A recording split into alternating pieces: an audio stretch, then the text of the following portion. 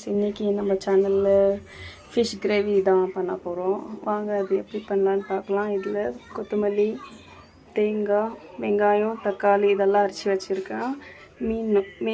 மீன் தலை வாஷ் பண்ணி pieces wash பண்ணி நல்லா வச்சுருக்கேன். பாருங்கள், இது வந்து நார்மல் ஃபிஷ் கிரேவி மசாலா. தனியா, மிளகு, ஜீரகம், கருவேப்பிலை, வீட்டில் உள்ள மசாலா இதெல்லாம்.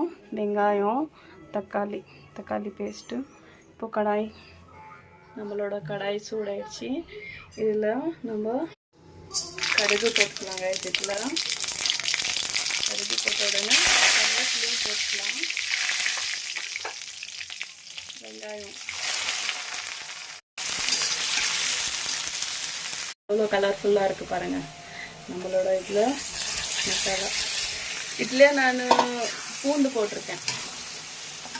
பூண்டு, வெங்காயம், தக்காளி, கொத்தமல்லி, தேங்காய் எல்லாம் போட்டு அரைச்சிருக்கேன் இதுலேயே. இப்போ நம்ம தக்காளி போட்டுக்கலாம் கைஸ். கொஞ்சம் கொரகொரப்பாக தான் அரைச்சிருக்கேன். தக்காளி போட்டு நல்லா மிக்ஸ் பண்ணி வைக்கலாம். நம்மளோட ஹோம்மேட் மசாலா இது. நம்மளோட homemade masala fish gravy homemade masala செம்மையாக இருக்கும். வறுத்து மசாலா போட்டு வச்சுருக்கேன். இது போடலாம், செம்மையாக இருக்கும். அது பொடி போடும்போது அவ்வளோ ஒரு வாசனை செம்மையாக இருக்கும். ஒரு நாளைக்கு ஃபுல்லாக டீட்டெயிலிங்காக உங்களுக்கு காமிக்கிறேன்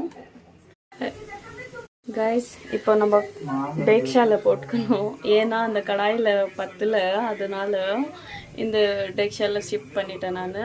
இதில் கொஞ்சம் தண்ணி ஆட் பண்ணியிருக்கேன். கொஞ்சம் புளி கரைச்சி ஊற்றிருக்கேன்.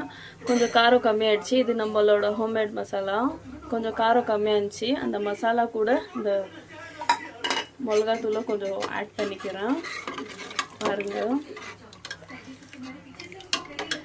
இப்போ நல்லா கொதிச்சு வரட்டும். இது 10 மினிட்ஸு. நம்மளோட மீன் எடுத்து இப்போது இந்த கிரேவியில் போட்டுக்கலாம் கைஸ். ஒன்றா பிஸ்மில்லா எல்லாம் போட்டுக்கலாம். நல்லா டேஸ்ட்டாக இருக்கும். நீங்களும் வீட்டில் சாப்பிடுங்க. ஹாய் ஃப்ரெண்ட்ஸ், நம்மளோட கிரேவி பாருங்கள் ரெடி ஆகிடுச்சி. மீன் குழம்பு எல்லாம் பாருங்கள். பீசஸ் எவ்வளோ பெருசாக இருக்குது. ஆவி பெருக்குது பாருங்கள், நல்லா இருக்குது. என்னோடய வீடியோ பிடிச்சிருந்தா லைக் பண்ணுங்கள், ஷேர் பண்ணுங்கள், கமெண்ட் பண்ணுங்கள். Okay, bye guys.